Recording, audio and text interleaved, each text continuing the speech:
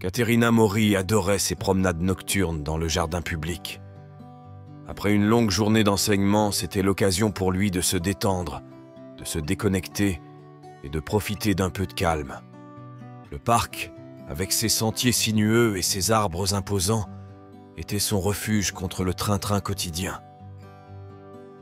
Les douces lumières du coucher de soleil, avec le ciel virant à l'orange et au rose, donnaient au jardin une atmosphère magique.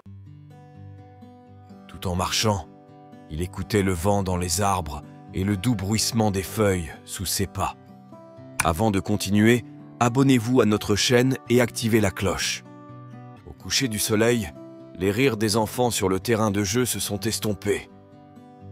Les familles ont commencé à revenir pour le dîner et le parc s'est progressivement vidé. Ce jour-là, alors que Caterina se promenait près de la balançoire, elle remarqua quelque chose d'étrange près des toboggans. Une petite silhouette gisait sur l'herbe, immobile. Son cœur s'accéléra soudainement. Il s'est rapidement approché et a vu un enfant, âgé peut-être de 8 ou 9 ans, au visage pâle et à la respiration difficile. Caterina s'agenouilla à côté de lui, secouant doucement son épaule. « Pouvez-vous m'entendre ? Es-tu réveillé, chérie ?» demanda-t-il, la voix tremblante. N'obtenant aucune réponse, il a sorti son téléphone et a immédiatement appelé l'ambulance, expliquant la situation en urgence. « Il y a un enfant qui ne répond pas. C'est sur l'aire de jeu, près des toboggans. » Alors qu'il attendait de l'aide, les minutes semblaient s'allonger à l'infini. Caterina ne cessait de se demander qui était cet enfant, pourquoi il était seul là et ce qui lui était arrivé. Chaque seconde qui passait semblait éternelle. Lorsqu'elle entendit enfin les sirènes de l'ambulance, une vague de soulagement l'envahit. Les secours sont arrivés et ont immédiatement commencé à évaluer l'état de l'enfant. « Le connaissez-vous » lui a demandé l'un d'eux. Caterina l'observa attentivement, essayant de se rappeler si elle l'avait déjà vu auparavant. « Peut-être que c'est l'un de mes étudiants, mais je n'en suis pas sûr. » L'enfant a été chargé dans l'ambulance et, sans y réfléchir à deux fois, Caterina a décidé de le suivre à l'hôpital. Il ressentait une forte responsabilité à son égard, même s'il ne savait pas encore qui il était. Pendant le voyage, elle a continué à le surveiller, priant silencieusement pour qu'il se rétablisse. À son arrivée aux urgences, l'enfant a été immédiatement emmené dans une chambre pour des contrôles plus approfondis. Assise dans la salle d'attente, Caterina se sentait impuissante et agitée. 16 pensées s'affrontaient et son regard était fixé sur la porte des urgences, espérant avoir bientôt des réponses. 16 pensées revenaient constamment à cet enfant. Était-il vraiment l'un de ses élèves ? Il essaya de se souvenir des visages de ses élèves, mais aucun d'entre eux ne correspondait exactement. Peu de temps après, une infirmière s'est approchée avec un gentil sourire. « Les médecins font tout ce qu'ils peuvent », lui dit-il d'un ton rassurant. « Le connaissez-vous par hasard ?»« Je suis enseignante dans une école primaire voisine », répondit Caterina en essayant de réfléchir clairement. « Je pense que c'est l'un de mes étudiants, mais je n'en suis pas sûr. » Peu de temps après, un médecin entra dans la pièce avec des nouvelles. « Nous avons identifié l'enfant. Il s'appelle Fabio et il est étudiant dans votre école. » Dès qu'elle a entendu ce nom, Caterina s'est immédiatement souvenue de qui elle était. Fabio était un enfant timide et réservé, toujours assis au fond de la classe. Il ne parlait presque jamais à moins d'être interrogé, et il semblait souvent isolé du reste de la classe. Elle se sentait coupable de ne pas l'avoir reconnu immédiatement. Le médecin a poursuivi en expliquant qu'une toxine rare avait été trouvée dans le sang de Fabio. Catherine était choquée. « Une toxine ? Comment est-ce possible ?» demanda-t-elle, incrédule. « Nous n'en sommes pas encore sûrs, » répondit le médecin. « Nous menons des enquêtes. La police a été prévenue et voudra vous parler dès qu'il y aura des mises à jour. » Malgré le soulagement de savoir que Fabio était sous traitement, Caterina ne pouvait s'empêcher de penser à la façon dont il était possible qu'un si jeune enfant ait pu entrer en contact avec quelque chose d'aussi dangereux. Le lendemain, il décide de rendre visite à Fabio à l'hôpital. Lorsqu'elle entra dans sa chambre, elle le trouva toujours attaché aux machines, mais son visage semblait plus détendu que la nuit précédente. Elle s'assit à côté de lui et lui prit doucement la main.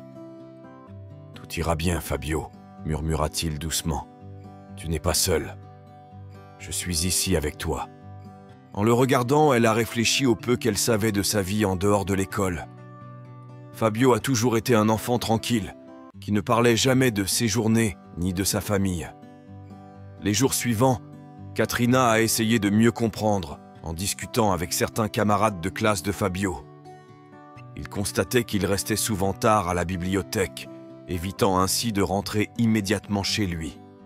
Les enquêtes menées par la police et les services sociaux ont révélé que la mère de Fabio, Anna, travaillait dans 3 endroits différents pour tenter de maintenir un équilibre économique.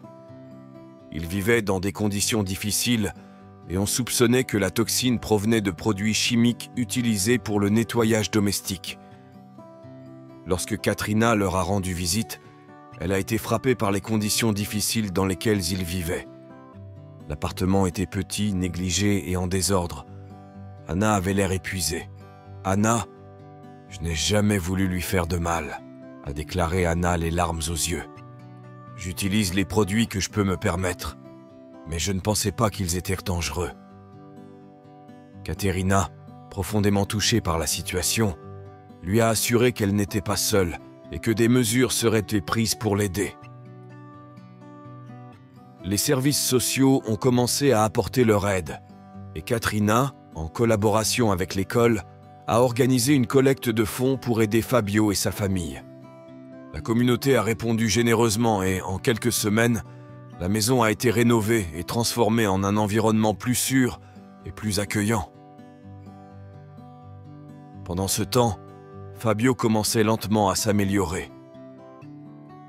Lorsqu'il se réveilla, Katrina était à côté de lui. « Comment te sens-tu, Fabio ?» lui demanda-t-elle avec un sourire rassurant.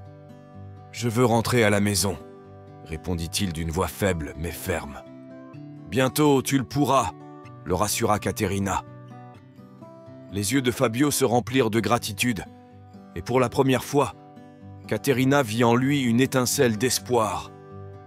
Elle a continué à le suivre de près, faisant tout ce qu'elle pouvait pour qu'il reçoive tout le soutien dont il avait besoin. Dans les jours qui ont suivi, la communauté s'est encore mobilisée pour aider la famille de Fabio. La maison a été rénovée, les produits de nettoyage remplacés par des alternatives sûres et des fonds ont été mis à disposition pour assurer une vie plus stable. Lorsque Fabio est finalement sorti de l'hôpital, il a trouvé un foyer accueillant et un quartier prêt à le soutenir. De retour dans un environnement sûr et aimant, Fabio semblait plus serein. Katrina, désormais liée à lui, continuait d'être une présence constante dans sa vie. Même si elle savait que le chemin vers un rétablissement complet serait long, elle était sûre qu'ensemble, ils surmonteraient tous les obstacles. Suze promenade dans le jardin public reprenait, mais chaque fois qu'il passait devant les toboggans, il repensait à cette nuit où il avait retrouvé Fabio, sachant qu'il avait fait une différence dans sa vie. C'était cela, être enseignant. Ne pas seulement transmettre des connaissances, mais être une référence, un guide, quelqu'un sur qui les élèves pouvaient toujours compter. Fabio était la preuve vivante qu'une main tendue, même dans un moment de désespoir, pouvait changer une vie. Avez-vous aimé cette histoire? Écrivez-le dans les commentaires ci-dessous. Merci d'avoir regardé la vidéo jusqu'à la fin et à la prochaine histoire.